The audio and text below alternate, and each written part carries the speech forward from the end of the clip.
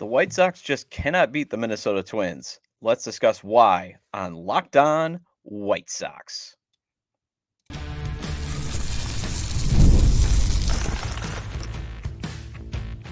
You are Locked On White Sox, your daily Chicago White Sox podcast. Part of the Locked On Podcast Network, your team every day. And hello, I'm Todd Welter, a lifelong Sox fan and the site expert of Southside Showdown, part of the Fansided Network. You can check out my written content at southsideshowdown.com. Also, I've covered Major League Baseball for outlets such as the Associated Press. And hey, thanks for making Locked On White Sox your first listen every day. We're free and available wherever you get your podcasts and on YouTube. Part of the Locked On Podcast Network, your team every day. And make sure to subscribe to the YouTube channel at Locked On White Sox. Smash the like button or leave a 5-star review wherever you get your podcasts, as that would be greatly appreciated. Also, make sure to follow or subscribe wherever you get your podcasts. All right, well, the Sox lost again to the Minnesota Twins, 6-5 this time. That's right, deja vu all over again, as the Sox had the lead late in the game, only to watch the Twinkies rally back. So I'll discuss that latest loss and the gaffes, much like the Sox routinely had in April, that led to this defeat, and just why can't the Sox beat the Twins? Then I'll talk about the offseason moves that look like they have worked out, and then we'll wrap up with the ones that did not. And this episode is brought to you by PrizePicks, the easiest and most exciting way to play daily fantasy sports. Go to prizepicks.com/LockedOnMLB and use code all lowercase LockedOnMLB for a first deposit match up to $100. All right, so the Sox held a 4-3 lead going into the top of the 8th. They had Jordan Leisure on the mound. He's been outstanding. The rookie has really only had, one bad outing. Otherwise, he's been rock solid, but he just did not have it last night. Quick coffee slurp. As you guys know, love my coffee. Again, we're rocking the Collectivo Blue Healer. For those not watching on YouTube, again, it's a Sox mug. I got a lot of cool White Sox stuff. I got to get more. I mean, the one thing is, even though the White Sox are terrible this season, they still have the best logo in baseball. Anyways, although that means giving money to Jerry Reinsdorf. Anyways, Leisure, he walks Jeffers to start the inning. Jeffers gets pitch run. Runner's able to get to second. And then Carlos Correa comes up to the plate. Remember him? He's usually hurt, just like Byron Buxton. But he has no problem being healthy when they play the White Sox, both those guys, and crushing the White Sox. Because Carlos Correa, he rips a 2-out single to left. And Andrew Benintendi's poor defense was back on display. So instead of conceding the run, yes, it would have been tied, but still you concede the run. And also realizing you'd still then have 2 more innings plus extras if it's still tied. Throw it to the cutoff man, throw it to the second. He sails a throw home. And that ball had more arc on it than Noah's. Plenty of loft. Plenty of time for Carlos Correa to get to second. Because the run obviously scored. It's not like Andrew Benintendi's going to mow people down. And then Larnach drives him in. So it's now 5-4. And Steve Stone mentioned it. Had Benintendi just thrown to second, Correa is at first. There was a preceding single. So, Larnach's single, as you know, as I just said, drove in the run. Larnach's single just moves him to third. But the Sox leave the inning tied, as they did eventually get the third out.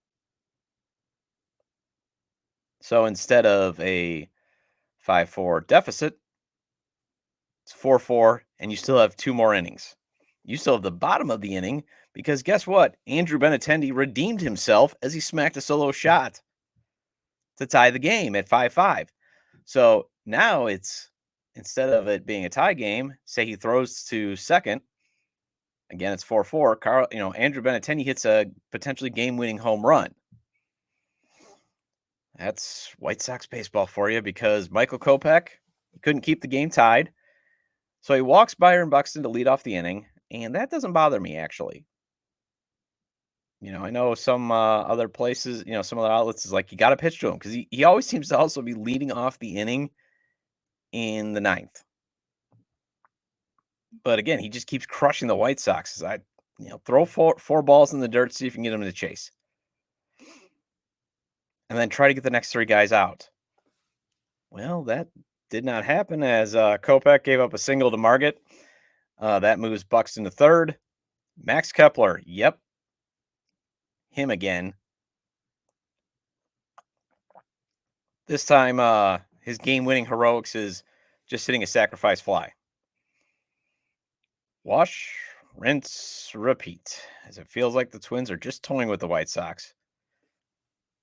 It feels like Minnesota is just like, you know what, let's let them build up a lead, feel good about themselves, and then crush their spirits. Because that's basically been the formula for the Twins in these in the 6 games that they've played so far. There's the 4-game set last week in Minnesota, and in that series, they did have the 7-0 beatdown in game 1. But otherwise, the White Sox have had a lead other than that 6-3, the first of the 6-3 victories last week. And even then, the Sox got it to 4-2. But the Twins just keep railing back. And why do they keep railing back? Timely hits, taking advantage of the Sox pitchers making mistakes, and a White Sox offense that just cannot pile it on. That's the frustrating thing. The White Sox, let's grab looking at that again. The White Sox had, they had a 2-0 lead. Then obviously the Twins tied up at 2-2. And then Danny Mendick, the hero we need, also the hero we deserve. He crushes a 2-run homer, but that's all they get. So 4 runs. It just always seems like the Sox are just doing the bare minimum on offense, especially against the Twins, and they keep leaving them in the game. You got to bury this team. Majority of their offense comes after the 5th inning. And you could say, well, this is a lost season. Why does it matter? Well, you'd still like to beat the Twins. They're your rival. And also, you've been terrible against the division. And one of the things that this management keeps citing about, like, well, why can we stay competitive? We play in the AL Central. You can't beat the AL Central. You have a terrible record against the AL Central, just like you have a terrible record this season. And that's why, thankfully, April is over. May we never speak of it again. See that play on words there? Yeah, I'm a poet. But we will reflect a little bit on April. Just at least what offseason moves seem to be working from what we saw in the first month. We'll discuss that next on Locked On White Sox.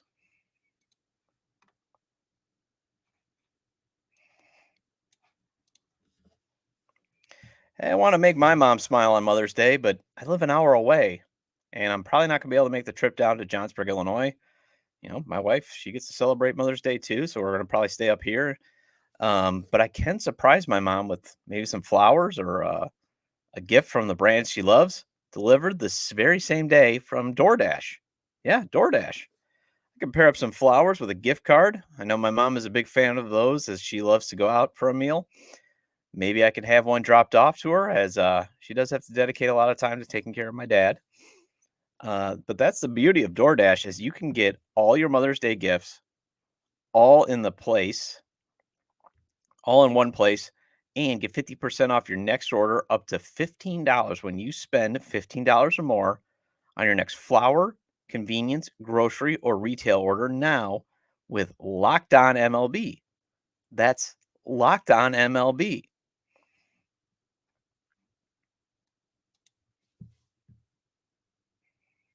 And hey, PrizePicks is America's #1 fantasy sports app with more than 3 million members It's the easiest and most exciting way to get in on the action while you watch your favorite sports and players.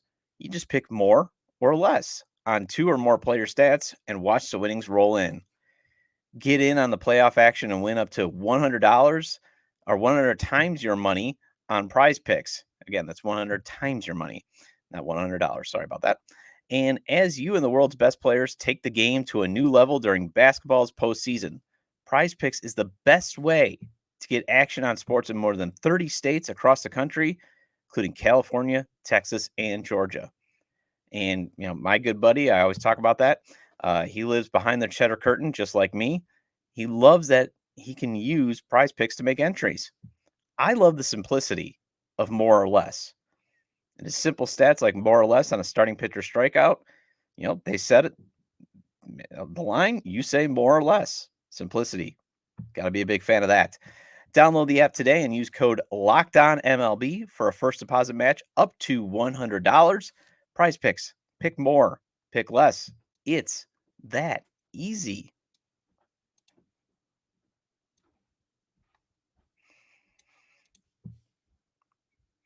And are you watching Fox Sports or ESPN on your TV all day? Have to turn down the volume with all that shouting? Make the switch to Locked On Sports Today, a free 24/7 sports streaming channel program for you every day to bring you the biggest stories without all the screaming. Locked On Sports Today brings you can't miss analysis, opinions, and news streaming 24/7 on YouTube or the free Amazon Fire TV channels app, part of the Locked On Podcast Network, your team every day. Welcome back into Locked On White Sox. I'm your host, Todd Welter. If you're watching me on YouTube, you're probably like, hey, there's something different about him. Yeah, I shaved off the beard. It started to get a little, more grimy skin, that feeling of griminess. I mean, I kept myself manicured, so it wasn't like actually griming, but the feeling. And those that, try to grow the facial hair, probably know that feeling. It's like, how much more can you stand? Because I wanted to grow it out, bushyish. My wife, though, likes it for me to at least not have it too crazy. I like to go with the facial hair through the winter, but hey, it's now May. So I felt like summertime. I don't want to have all that, sweat coming through it. So that's what I usually do. Usually grow the facial hair October through April. Nice built-in scarf, as I like to say. Maybe I'll go with a goatee though during the summer. We'll see. But hey, April is over. Thank the Lord. The Sox went 6-24. We thought last year's April start was the worst. Nope. This one was even worse. I mean, the White Sox, we all knew it was going to be bad. Unlike last year, the hope was that Pedro Gafal would be the manager to turn things around and keep the contention window open. And it turns out he was way in over his head. The team quit. Well, not quit, but the team had a toxic clubhouse and just things fell apart after they got off to that terrible April start. This year we knew things were bad, but we were hoping at least it wouldn't be a terrible start like last year, and it was even worse. But there was some moves in the offseason that do seem to have worked. We the team was built to be grindy, good clubhouse, good defense, low on talent, and that's why they're so bad. But these moves, I don't think turned out to be bad moves so far. Signing Eric Fetty in the offseason. He has 20 Ks in his last two outings, and he's been a stopper for the Sox in the rotation. They grabbed this guy from Korea. He was so bad, he had to go to Korea. He was basically exiled there. Makes a couple adjustments, wins the KBO MVP, comes back on a relatively affordable 2-year deal. Just has been outstanding in the rotation, and we want to keep him playing well or pitching well because he can be flipped at the deadline. Another decision, moving Garrett Crochet to the starting rotation.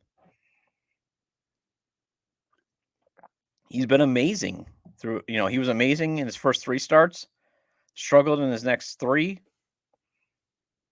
but he was solid in his last start 2 days ago. He's second in the league in strikeouts. He's showing that he has the potential to at least be maybe a number 2, number 3 starter, although he is gonna be handled with care, and rightfully so, as, he's being converted over from being a reliever in only 73 career innings before then. Moving Michael Kopech to the bullpen. They made that decision during spring training. The velocity is back. He's back to being a weapon. Yes, he gave up a run last night, but he's really only had 2 rough outings. He blew that save against Kansas City.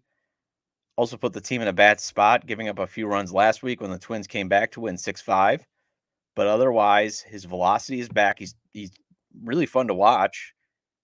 And if he can just keep mixing in that slider, and I even saw him throw his cutter yesterday, if he can mix in that secondary pitch, he's definitely going to be a very viable weapon out of the bullpen. And again, somebody that maybe you can flip at the deadline. Trading Dylan Cease during spring training. Now, yes, he is dominating for the Padres. He's back to being Cy Cease, but the Sox were not likely to extend him. And really, they needed to move him to help rebuild this team because we're in a rebuild. They got Drew Thorpe and Hario Iriarte. Iriarte, I love saying that. Iriarte. They're pitching well in Double-A, and that gives you hope for the future. And think about it. You can have a future rotation of young, good starting pitchers that are controllable of Garrett Crochet, Thorpe, Iriarte, Nick Nastrini, Jonathan Cannon, Noah Schultz, potentially Kai Busch. You're going to get in that mix. There's a couple of arms that the Sox have, and I've said this before on other podcasts. If you can get good starting pitching that's young and controllable, that's going to allow you to be competitive. And then Steven Wilson, he's been solid in the bullpen. The other prospect, Zavala, that they got, he could potentially be the answer in right field. That has been in the internal hole. Although it looks like it will be briefly plugged by Tommy Pham once Luis Robert Jr. gets back. But I mean briefly because Tommy Pham is going to hopefully be moved. And I would have included him, actually, because he was solid again last night. But he was signed during the season. So those are at least a couple of the moves that seem to have worked. I'll discuss next, though, the offseason moves that were either a mistake and some where the jury is still out. Next on Locked On White Sox.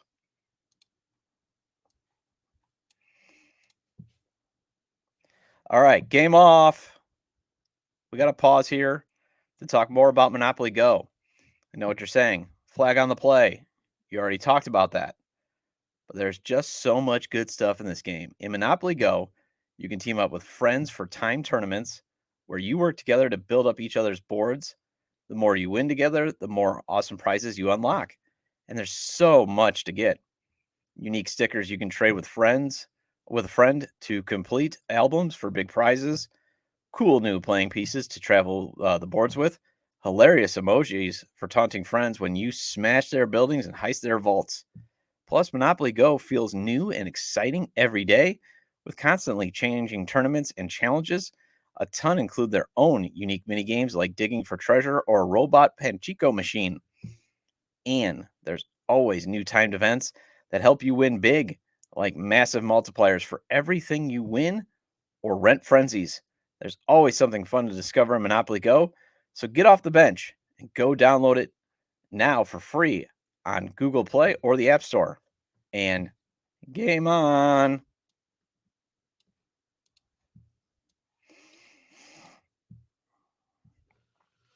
All right, welcome back into Locked On White Sox. I'm your host, Todd Welter. So far, we've discussed Sox just can't beat the Twins and the offseason moves that appear to have worked well.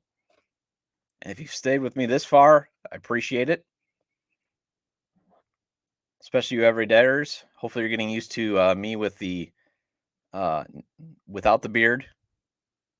Again, for those watching on YouTube, for those listening via podcast, I've been the host now for almost 3 weeks.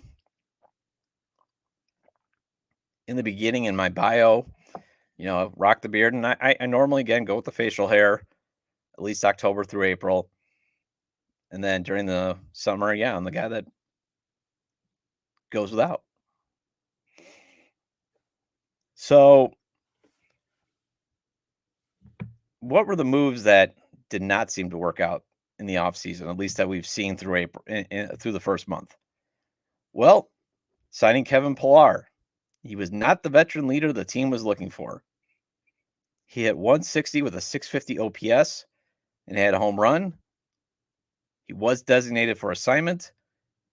And when I search the internets or listen to local talk radio to try to bring you the best information possible, I've heard some of the beat reporters saying that he's sort of sitting back before he could assert himself as a leader because he's got leadership tendencies, and he had one of the best offseason interviews with Chuck Carfine on White Sox Talk. Again, another podcast that you should put on your daily rotation. We know Chuck can be a little bit too positive, but his co-host Ryan McGuffey, is very good at balancing him out. And then Chuck does do good interviews.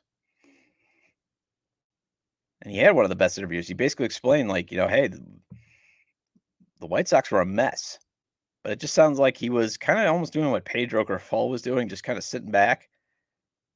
And you just can't do that. You got to, if you're going to be the leader, assert yourself. And Tommy Pham, he replaced him on the roster and in the lineup. And it sounds like from the beat guys, Tommy Pham has no problem asserting himself. Signing Martin Maldonado to be the starting catcher. Well, he can't hit anymore. Let's see. What is his I'm checking the phone again. What is his average now up to? Oh, it's up to 100. And he was never known as a hitter. But he's been an automatic out in the lineup, and he's now barely a serviceable defensive catcher. Now, he did catch Byron Buxton stealing. But for the most part, all he is good for is mound visits. And that's about it. And again, who can do mound visits? Your pitching coach, Corey Lee, Carlos Perez down in AAA, Adam Hackenberg. You can find other people to do that. Bringing back Byron Shaw in the bullpen. He registered 4 innings this season, gave up 4 runs, 8 hits, 4 walks, and then DFA'd. Probably could have went with a different option because he did not have a good spring.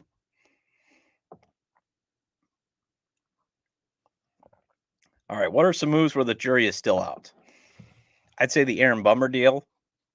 And even then, that might still be a win for Chris Getz because you still got 5 players back for him. Now, 4 of them, the Braves were probably going to designate for assignment just because they had roster limit issues or, separately trade. But still, getting 5 players for Aaron Bummer, that's a pretty good deal. But Michael Soroka, he's pitching just okay. Pitched last night, only went 4 1/3. Gave up 2 runs, 3 hits. You just can't keep going deep into games, or it's basically as he gets through the second or the third time of the lineup, that's when he starts to get hit. Braden Shoemake, he's probably just going to be nothing more than a utility guy. Jared Schuster didn't make the team out of spring training. He did get called up, but wasn't very effective. Got demoted back. Nicky Lopez, hey, he can play defense, but he has to be the leadoff hitter out of necessity just because of his speed. But he's got no pop in his bat. He should be the 9-hole hitter. But hey, at least he can play defense at second base. Paul DeYoung coming in to replace Tim Anderson at shortstop. Still going to put that as the jury out because he does have 3 homers so far, although he can't hit for average. That's although never has been his game. So that's the thing. He's got pop in his bat, and when he's going at the plate, he is smoking the ball. Although he's just been all right defensively. Like if you look at his defensive numbers, it's been just okay when his calling card has been power and defense. Although after Tim Anderson's misadventures in the field, you'll take you'll take okay. But again, it's a low bar. Chris Flexen, I'm putting him actually in the jury still out, being signed for the starting rotation. First reason, there's no such thing as a bad 1-year deal unless it goes to Mike Clevenger. But he was already demoted to the bullpen. He's now back in the rotation. He was solid in his last start. But the reason why the jury's still out is, I mean, he's got to keep being solid. But I think the book is out. He's probably not going to be the guy that is flipped for a solid prospect. Because I think that was the reason why he was signed in the first place. But, let's say the Sox decide to eventually bring back Jonathan Cannon and Nick Nastrini. You can move Chris Flexen back to the bullpen, and he can be a decent long relief guy. He had a couple long relief appearances while demoted. He was okay. So, that's why I still have him as the jury being out. Well, that wraps up this edition of Locked On White Sox. Before I go, Locked On has launched the first ever national 24/7 streaming channel on YouTube, and now it's also available on Amazon Fire TV in the free Fire TV channels app. Locked On Sports Today is here for you 24/7, covering the top sports stories of the day with local experts of Locked On, plus our national shows covering every league. Find Locked On Sports Today, now available on the free Fire TV channels app. And I'll be back again tomorrow to talk some more White Sox baseball. Make sure to subscribe to our YouTube page at Locked On White Sox. Smash the like button.